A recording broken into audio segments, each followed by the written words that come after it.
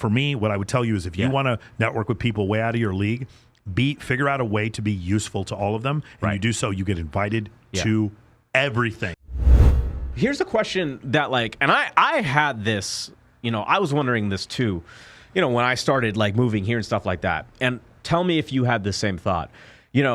It's okay, well, there's Dan Bilzerian, there's Jeremy Piven, there's all these high status guys, right? And then there was you, right? How, with the things that you teach, how do you network with somebody who is just objectively higher value than you? Yeah. Like Dan Bilzerian's just more famous. He just has more women than you. They're just richer than you. How do you even get yourself in those circles with people who are objectively better than you? There are autonomic responses that you get when you're around higher status people or really attractive women, and I don't have them anymore because I'm so used to being around them. Yeah. So I treat them all the same. I don't change my inflection. That's number one. And number two, I'm always useful. Yeah. I'm always useful. I'm always with Jeremy, he would do comedy shows, and I would bring a bunch of girls to his comedy show. With Dan, if he wanted help with some sort of business thing, I would introduce him to an expert in that specific area. Right. That's how I would do it. I was constantly with Cole Gordon. I would introduce him possibly to clients. Yeah. Whoever it was. With Ty Lopez, I gave him a forum to do a podcast. But the reason why I was useful to him is because I did more research on Ty Lopez than anybody else. Yeah. And because I'd known Ty for 10 years, our interview was better. Because I knew Dan for 10 years, our interview was better. And because I had read every book by David Buss, our interview was better. So that's how so for me, what I would tell you is if you want to network with people way out of your league, figure out a way to be useful to all of them. And you do so, you get invited to everything. So how do you teach that in your program, though? How do you teach guys who, are not objectively higher status to start networking with people who are higher status than them? Triple speed audiobooks, double speed podcasts. That's one of the ways. Just load up with as much information as you can. Mm-hmm. And the other thing is in the critical thinking section of Men of Action, learn how to be able to anticipate and solve other people's problems. Yeah. If you do, man, I swear, I get called for advice from the most random people that you would never believe hit me up for advice. You would never, guys with massive social media followings, guys who have 8-figure businesses will hit me up for advice on certain things. And the reason why is because they know whenever they're around Michael Sartain, I have a solution, or at least I can point you in the direction for a solution to a problem, because I'm the guy you get your girlfriend through. I'm the guy you get your boyfriend through. I'm the guy you get your employees and your employers through. I'm the guy you get your sponsors through. I'm the guy you get your book list through. Patrick Bet-David said something great in his book, Your Next 5 Moves. He said, book drop, don't name drop. Book drop, don't name drop. Yeah. Okay? So that's the reason why, because I am always useful and I'm always solving problems. The way I show love to my friends is solving problems for them. Sure.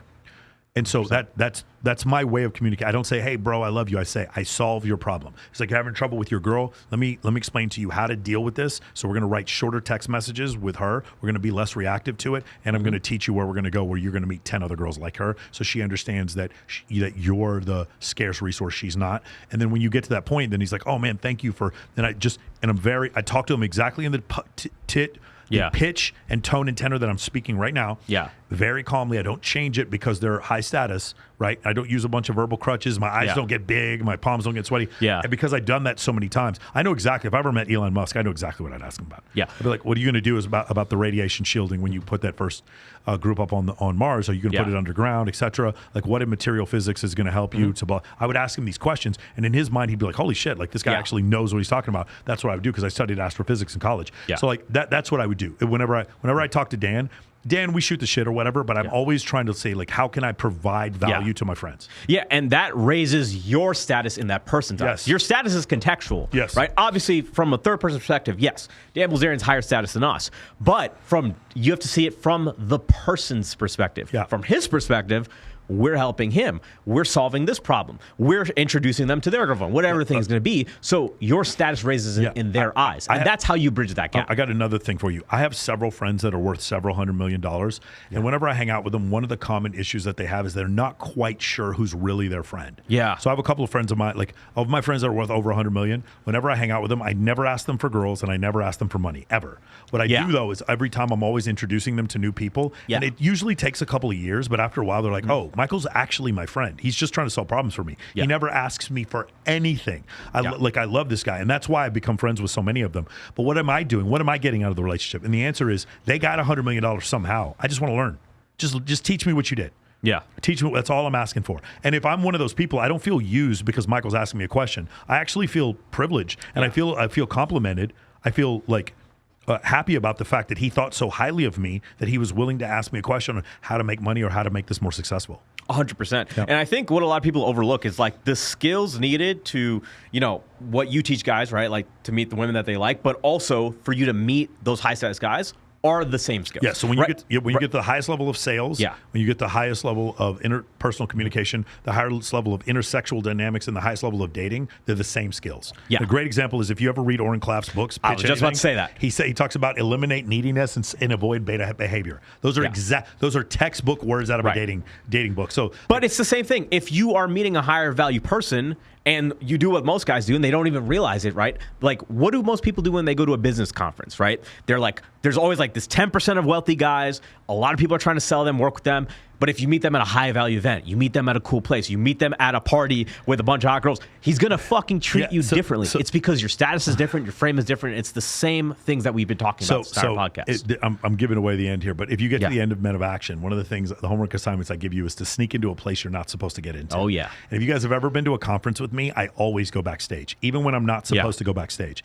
And when I see my friends back there, I hang out with them. I never ask them to take a picture with me. I just talk to them, and no one acts like it's weird that I'm back there, ever. It's one of the weirdest things ever. I remember when I was in Dallas and Wes Watson came off the stage, and I just walked backstage. I was like, oh, I'm here to see Wes. And the security guard just let me go back there, and I came to talk to Wes, and he was so happy to fucking see me. I got a picture of it. And then I get to the very back, and the guy throwing the conference, he was happy to see me, but I didn't have a wrist. I didn't have a lanyard that was let me to go back there. Yeah. What is it? I assume status. That's what happened.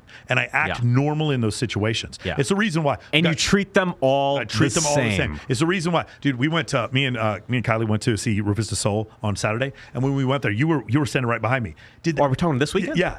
Dude, what did the security guard do when I walked in? He didn't even acknowledge us. He just was like, yeah, come on by. He looked at me and he just let me on stage, like the hardest club to get into. And then I go, dude, we didn't even have, Kylie aside, I didn't even have girls with me. Yes. And he was just like, yeah, go ahead. Yeah, just walk in. And then we go to like multiple tables were just offering us alcohol, all the alcohol we wanted. Yeah. And the reason why is because I don't look like I don't belong. I look like I'm supposed to be there. Yeah. And it is this very, very subtle thing that you learn. And it goes back to one of the original things we talk about it. Harvey Specter gets it. Louis Litt doesn't. Yes. Harvey Specter, if you put him on stage at Coachella, looks like he's supposed to be there. Louis Litt looks like he's on acid. That's the difference. It's like, how do you react whenever status is presented to you? Do you freak out or can you act normal?